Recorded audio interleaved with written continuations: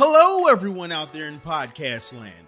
Welcome back to another episode of Adventure Capital, where we discuss the entrepreneurial journeys and adventures with founders who have raised capital on WeFunder. Huzzah! Today we have Lloyd Armbrust, CEO of Armbrust American, who's bringing manufacturing back to America, starting with Surgical N95 Masks to fight COVID. You go ahead, Lloyd. WeFunder gang, take it away. Lloyd, thanks so much for being here, man. Good to have you on the podcast. Yeah, great to be here. Thanks for inviting me. Maybe you can start by giving us an overview of your career. Who is Lloyd Armbrust, and kind of, ending up with what you're up to today. Wow, great. I mean, I hope you got a lot of time on your hands. Yeah, my career is varied and sundry. I think kind of to understand how I got to the place that I'm at now, I would start talking about probably the person that influenced me the most, which is my dad. I think a lot of us grew up, idolizing our parents in one way or the other. My dad was a plant manager in Duluth, Minnesota. And he was a lot older. I think when I was born, I think he was probably 52 or 53. So it was really interesting having like a much older father. And he was in the war, and he had come back. And during the war, the town that I grew up in, Duluth, Minnesota, had about 250,000 people in it. And so, of course, he got into manufacturing and production, as pretty much everyone did around that time. By the time I left Duluth, when I was 18, 19 years old, there were about 65,000 people in that town. So that just shows you how much it had shrank. Yeah. And what time frame was that? I'm inadvertently asking you how old you are. Sorry about that. It's very rude.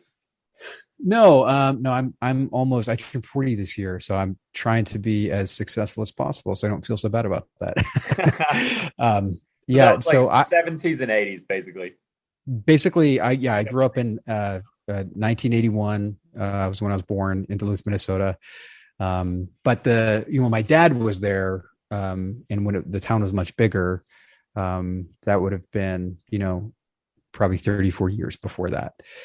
And there was just a massive decline in manufacturing and in production. Duluth is interesting because it sits on the world's largest freshwater lake, but it's also Lake Superior, but it's also the world's largest inland port. And the reason why that was strategically important was because you could get ships, which is a very efficient way of moving material all the way in to the interior of the United States. And so that's why it was a very popular place, especially during, World War II and other conflicts afterwards. And, just the production started going over to other countries. It just became more efficient to do so, as the labor there was just much cheaper. It just became for those reasons. And, there's nothing wrong with that. I'm all for efficiency, and I have nothing against like an interconnected world, I think, in a way that brings prosperity to everyone. And that's a good thing. But I think there is the question of at what cost, like, did we go too far? And I think in the 2019 pandemic, we really saw how far that could go. And I think a lot of us, I was just having a conversation today with one of our WeFunder investors, actually, who came by the factory, because one of the things that we do as a perk is if you invest a certain amount, you can come actually visit the factory. That's really cool. And it's really cool to meet a lot of these folks and hear their story and hear why they invested. So actually that perk has helped me in many ways, more than I think the folks who are coming to visit.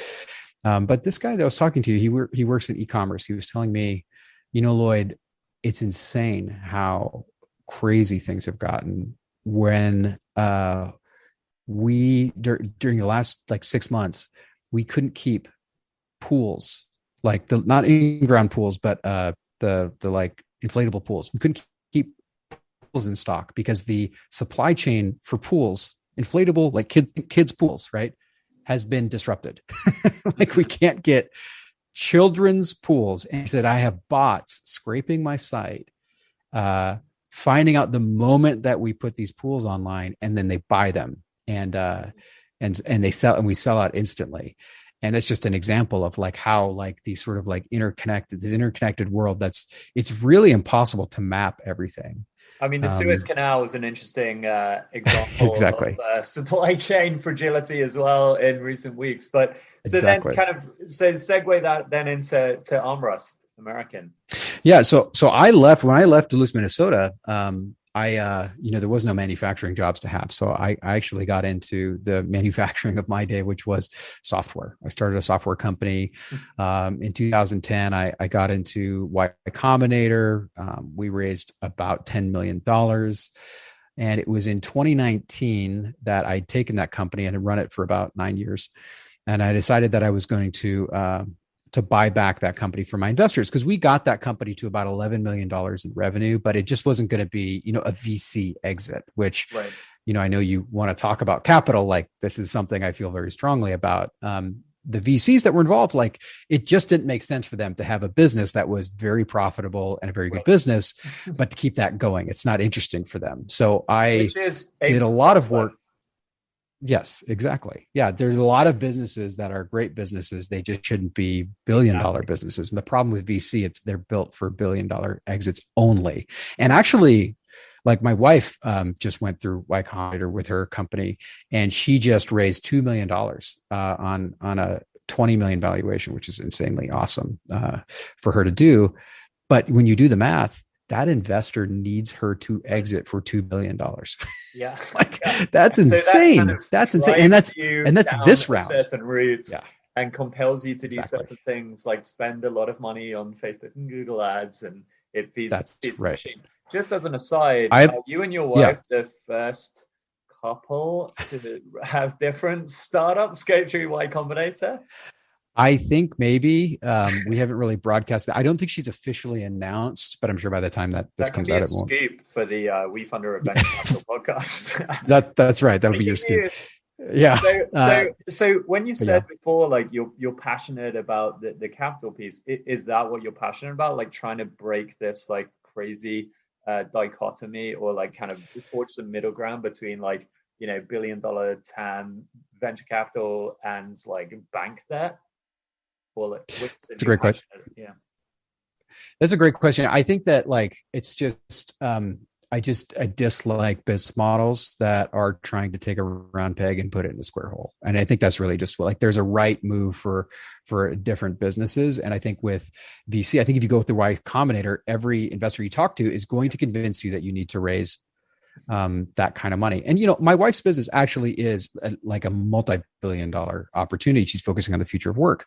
So I think for her, it did make sense. And she went into it knowing that made sense. But I think for my last company, which was essentially like a software, it just wasn't, it didn't make any sense. And so that's what I really think is important, is like really, using the right tool for the right situation. I think that applies to, more than just capital. I think that's just a general thing in life for me. So give us an overview then on Armbrust American, and then kind of how did you raise money on WeFunder for the company?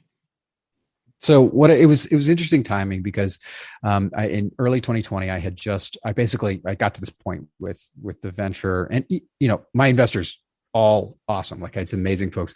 There was never really any like real pressure, but it's like, these guys give you millions of dollars.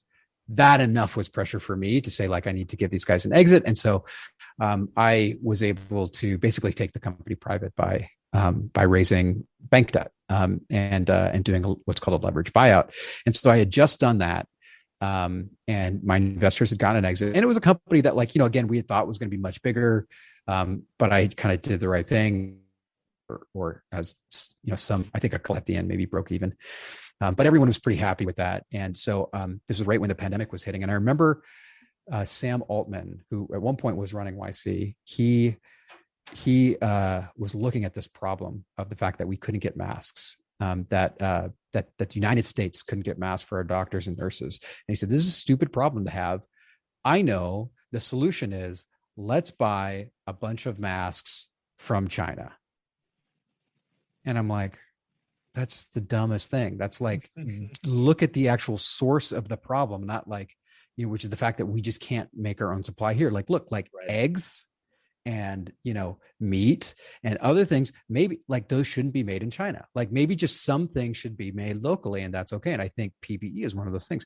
And so he put together this billion mask project, which I'm kind of like making fun of him a little bit, but it did anger me at the time because I'm like, we're just thinking about the wrong things. He said, we're going to buy a billion masks for 35 cents each. That's $350 million that he was looking to raise to buy these masks. And I'm like, guys, for way less than that. And I actually calculated, I'm pretty good at business models. So I actually, because of that, put together a business model. And I was like, I'm pretty sure for $5 million, I can create the capability of making a billion masks a year. And, sort of like teach a man to fish versus just feeding them. Right. And then I was like, you know what, I'm going to go ahead and do this. I remember I tweeted like in February or maybe it was January, something like, do you think this is a terrible idea to spend a couple $100,000 on a mask machine and bring it into the United States? And everyone like responded to me on Twitter, yes, this is a terrible idea. And so I was like, you know what, I'm going to do it. I'm going to do it just myself. Right. And so I put the money together, a couple $100,000 for the first machine, got it going. And then I was talking to some of my investors just casually, because they're some of them are friends. And I was telling about the model I'd put together and the Sam Altman thing. And they were like, show me this model. And so I showed it to them and they're like, hey, this is really interesting. And they're like, let's work on this. And so one of the investors who's here in Austin, I kind of worked with him for probably a few days. His name's Bill Babel. We kind of iterated on it, and it was over a weekend. I sent out the information to a bunch of investors, and we ended up raising about $5 million in a weekend, just based on this. And it was like the right combination of like, investors who, trusted me because I had, given them, like I stuck with something and they knew that I wasn't going to give up. And also we're very interested in this problem because I think a lot of us were sitting around going like, seriously, we can't just make some of these masks. This is a dumb problem to have. We are America. This is a dumb problem for America to have.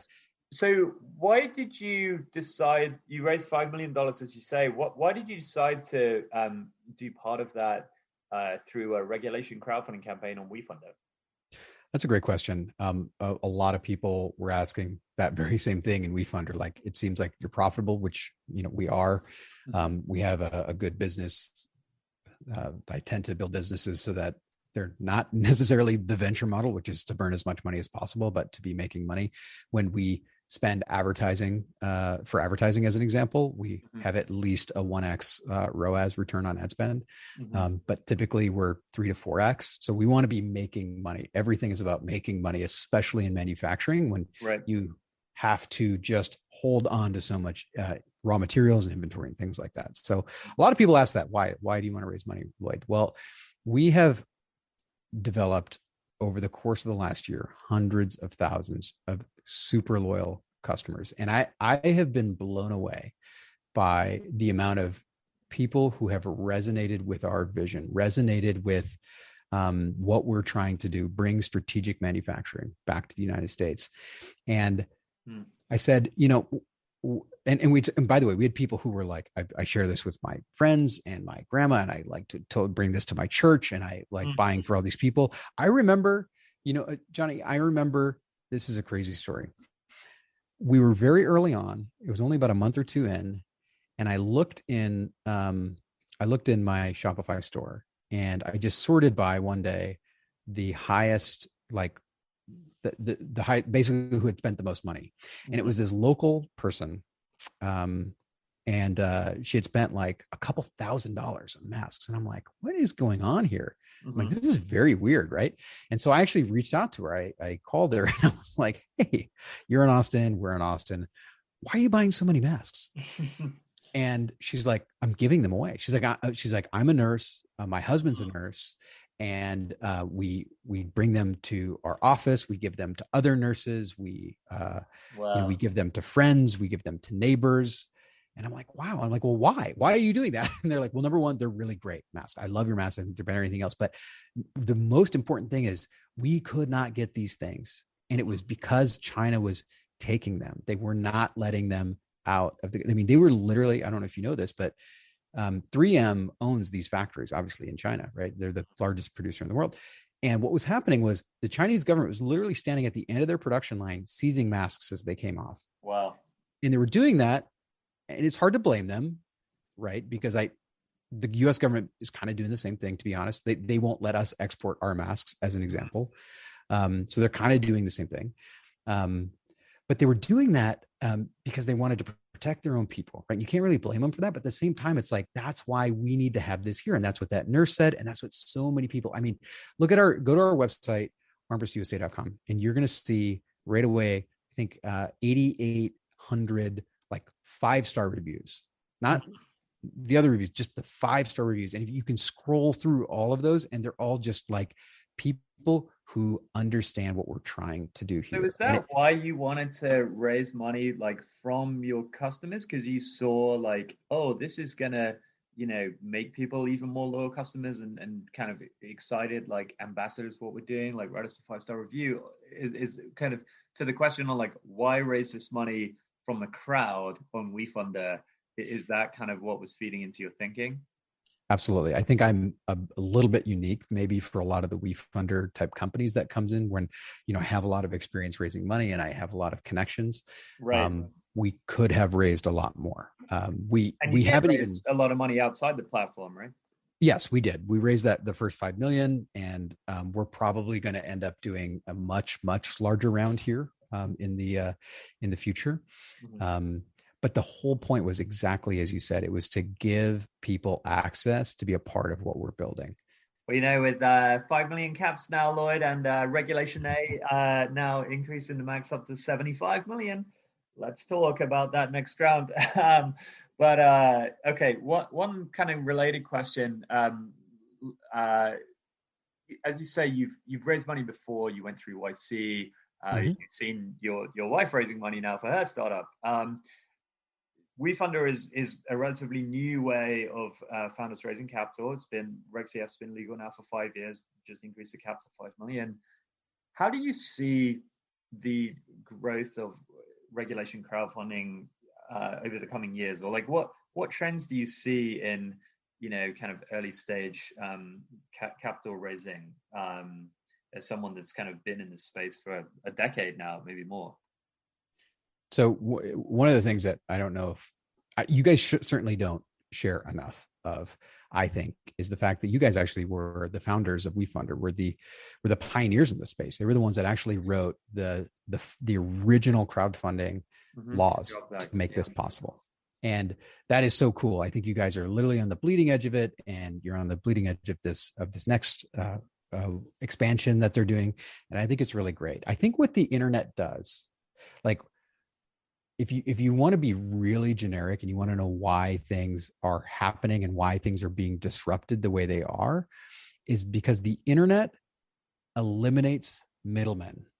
That's what it does. It eliminates middlemen. And you saw that with music, right? It used to have these record deals if you wanted to get out there. And it was just literally, it was just very, very hard to get your music in front of that many people, right? And so you had to have a record deal. Now you can get on Spotify, and if you get noticed by one of the DJs on Spotify, you will get promoted, and it's very organic. But what's cool is that like you can actually be a musician on YouTube and Spotify, and you can make enough money to make a good living from 1,000 fans all over the internet. And we were talking about a world of like billions of people. Getting 1,000 fans is actually not that hard. And so that's why I think the internet is really cool, is because it's eliminating those middlemen. And it hasn't really happened to the capital markets yet, but you see a lot of these changes happening, right? You see with Wall Street bets, you see taking down some of these hedge funds, you see all these like interesting things happening. What's happening is these markets and VC is no different, are now for the first time being disrupted. When I went through Y Combinator, it was in 2010, and I remember, I think it was the founding partner of Sequoia talked to us, and he was talking about the Google investment. And my round, YC now, by the way, has about 250. I think this last round had 350 startups. When I went through, there was 26, and so it was a very small room. And it was, these super legitimate people that were coming and talking to us. And when he talked to us, he was like, what's interesting is that like there are only 300 VCs in the entire world. This was true in 2010. He's like, Wow. that means that like, if you met one every day, you could meet every VC that exists in less than a year. He's like, that's not that many, right? That has changed. Now there's thousands and tens of thousands of VCs and funds and microfunds and all these things. So that disruption is happening to a certain degree, but nothing is like what WeFunder is doing. Nothing is like what crowdfunding has the capability. It's democracy, right? Like, Twitter is democracy applied to journalism. Airbnb is democracy applied to hotels. And right. this is democracy applied to angel investing and early stage investing. It's fun to be disrupting VCs, right? Because like, they've kind of gleefully disrupted every industry, and WeFunder is not like anti VC by any means, right? But it's like, this is now the disruption of venture capital and early stage investing, and it's kind of fun. It'll be interesting to see if that disruption is embraced with as much glee as disruption of every other industry has been over the last few decades. What's interesting about that disruption though is it actually improves both sides, right? Because what happens, I mean, look at like it's not like there are no record companies anymore. It's not like there are no TV production companies, right? Yeah. Like they still exist. It's just the good ones exist, and they have to provide all of this value and prove themselves. And it's the same thing with VC. Like the VCs that are thriving today, like Andreessen Horowitz, like they're providing real value, where before it was like, here's money and that's all you got. That's a great point. And obviously we hope we can provide value on the Reg CF side as well. I mean, it sounds like, as you're saying, if we can recruit our founders an army of passionate ambassadors, customers, champions, supporters, hopefully over time, our ambition is to provide just as much, if not more value than, the Andreessen Horowitz of this world. We have our work cut out for it. That's a pretty big challenge, but that's the noble aim. All right, 2 last questions for you, Lloyd. This has been very awesome, fascinating. Thanks for taking the time to do this. A couple of quick questions. One piece of advice for someone running a WeFunder campaign, and then 2, more generically, a piece of advice for someone starting a startup, maybe in the manufacturing sector. Oh, that's a good one. So for WeFunder, I think that like, or fundraising in general, is really about 2 things when you're talking to an investor.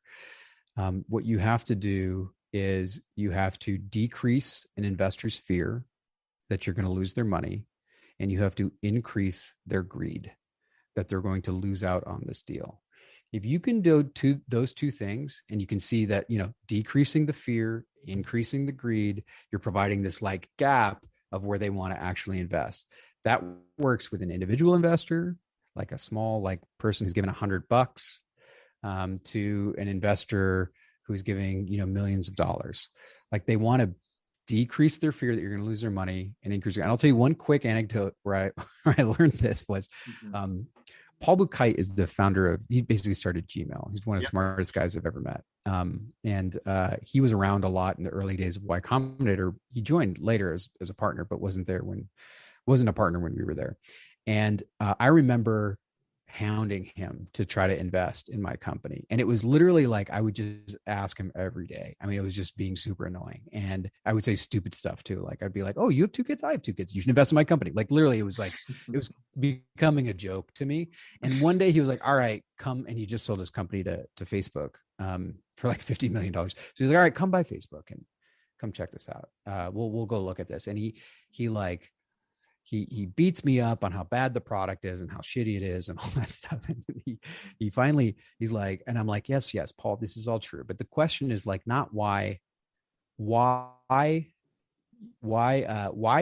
a plumber investing in, $50 a month in this platform that, as you point out, is a piece of shit technology that's breaking all the time. But the answer is that they don't have any other choice because they don't have any other place to go. And he like laughs because he knows it's true. And he says, all right, I'll invest, but don't lose my money. Okay. And that encapsulates the entire thing. Like he was like, I increased his greed and I decreased his fear enough. But then that fear came back a little bit. It was like, okay, don't lose my money. Okay. He was our first check-in, and we didn't lose his money. And so I think that in general is really important. And just figuring, like, put yourself in the investor's shoes, right? Like, get in front of them, get in front of as many people as possible. Talk to your mom, your cat, your dog, talk to random people in line at Starbucks. I used to do that, like buy them a coffee to like, let me pitch them until it like is just a no brainer. And that's what you have to do if you want to be able to sell this stuff to people, because that's what it is. It's a sale. That's an awesome, very, very simple framework. Reduce fear and risk, increase greed. Okay, one last piece of advice. Someone starting a manufacturing startup in America. Oh man, that's a tough one. I think that it really depends on your background. The biggest thing that I probably learned was that you just need to trust your gut, because I went through a lot of folks who were promising me a lot of things and were saying that they understood things, and then not knowing some of the mechanical stuff, I would dig into it. I mean, I'm not a mechanical engineer. I would dig into it and I would just try random stuff and it would start working. And I'm like, wait, if I'm figuring this out and this person's not figuring out, maybe they're not good. But then I'm like, well, I don't really know this space, so I'm going to defer. And that's the biggest thing. And I had to learn that in software too, because I'm not a software engineer either. And I did the same thing. So I think I have a hard time trusting my gut on something, but just like if it's not sitting right with you, like as you're trying to progress things forward, like there's probably something off. Just trust your gut. That's awesome, man. This has been great. Thanks so much for taking the time to do this. And we'll speak to you soon. All right. Thanks so much, man. All right. Cheers. Bye. Thank you for tuning in to another episode of Adventure Capital. I hope you laughed, took notes, shed a tear, and most importantly, feel ready to go off on your own adventure. And remember, whenever you are ready, WeFunder is here to help.